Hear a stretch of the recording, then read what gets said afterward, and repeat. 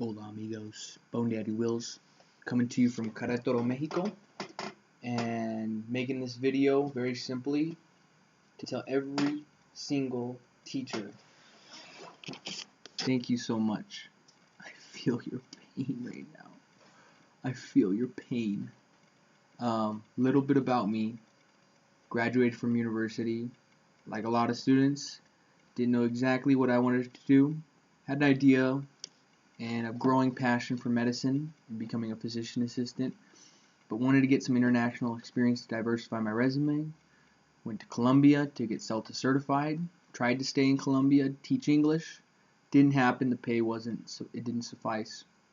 So I accepted a position in Queretaro, Mexico to teach at a high school, a private high school, a Swiss high school, and I'm teaching chemistry and physics. I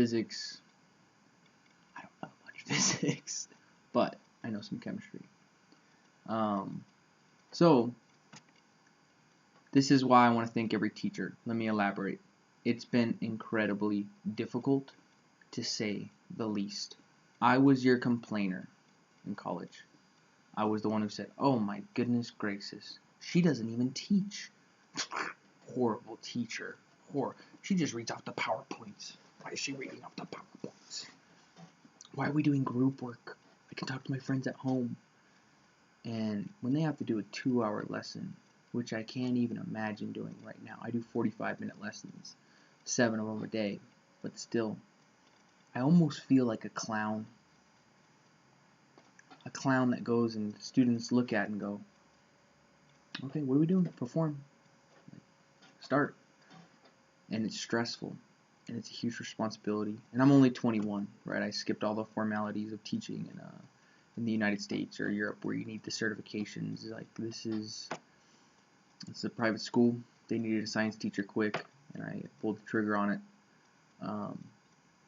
But the sad thing is I came in here, it's just so stereotypical. I came in here wanting to change this egalitarian method of teaching where we're all going to learn participation, and I spent hours on one lesson plan, yet alone 7.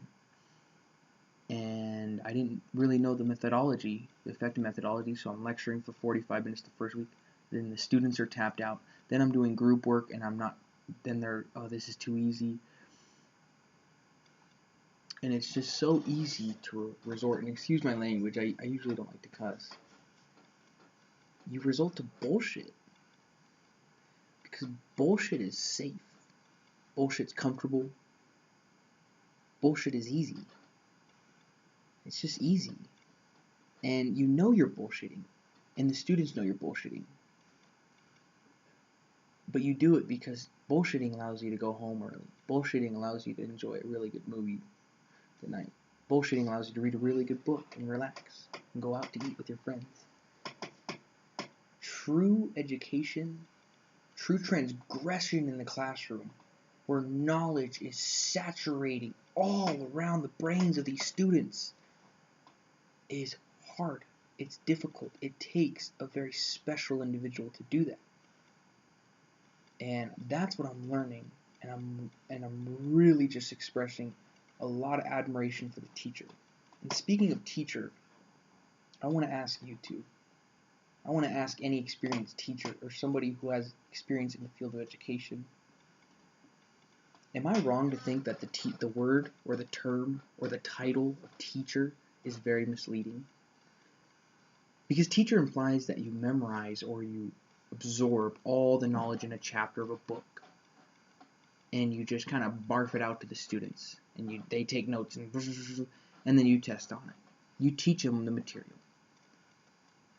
But all the methodology that I've seen on the internet shows me that teaching is bad. Lecturing is bad. 5% retention rate with lecturing from having them take detailed notes and just listen to you the whole time. It's a horrible way to teach. And I've really been introspective about this as to how, or rather, what's the role of a teacher? I'm trying to figure it out myself. This is a temporary job. This is a year. So I'm not going to act like I'm some experienced teacher that knows exactly what he's doing. I don't, trust me. This has been probably the hardest thing I've done in my life.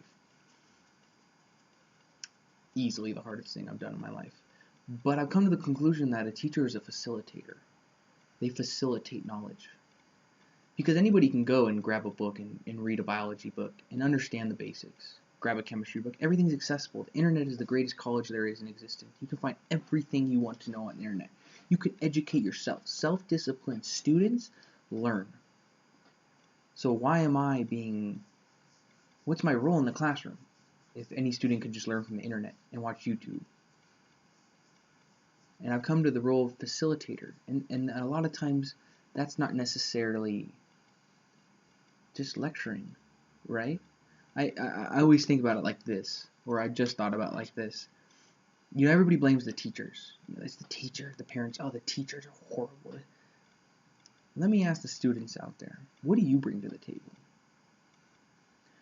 Because the innovators of our generations bring a hell of a lot to the table. What do you bring to the table? Are you reading the book on your own? Are you seeking the knowledge that you want to learn?